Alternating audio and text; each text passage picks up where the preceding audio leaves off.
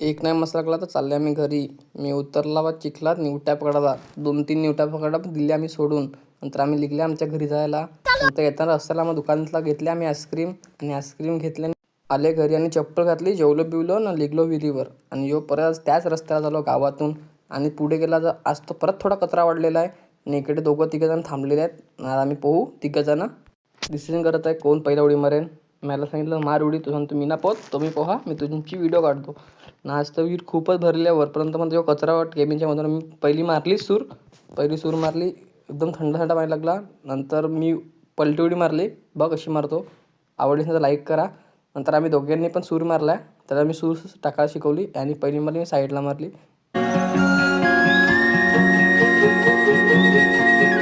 थोड्या आम्ही पोहले ना, मस्ती केली ना, निघलो. मी आणि माझ्या बायकोला घेऊन निघालो बोईसरला जायला. मग बोईसर घेऊन तर जो पाऊस माझी वाटण्यासारखी बघता काय घेऊन पण आला ना. थोडा पुढे गेला ना, पावसाने अशी हजेरी लावली ना, काहीच सांगू. हा पहा ना किती तर पाऊस आला. पाऊस तो मला वाटण्यासारखी बघत होता, तो काय करेन. एवढा जरा पाऊस आला तर काय घरी जायची परत वेळ आली. पण थांबले आम्ही, पुढे गेले जरा. बोईसरला काम होता पण बोईसरला काय काम झालं नाही. बोईसर मार्केटला मोबाईल काढला पण मी लगे लहाला मोबाईल खिशात ठेवला, कोणी पळवलं बिळवलं तर. आणि आजची व्हिडिओ इकडे संपते आणि मी निघले सामान घेऊन घरी. Bye bye.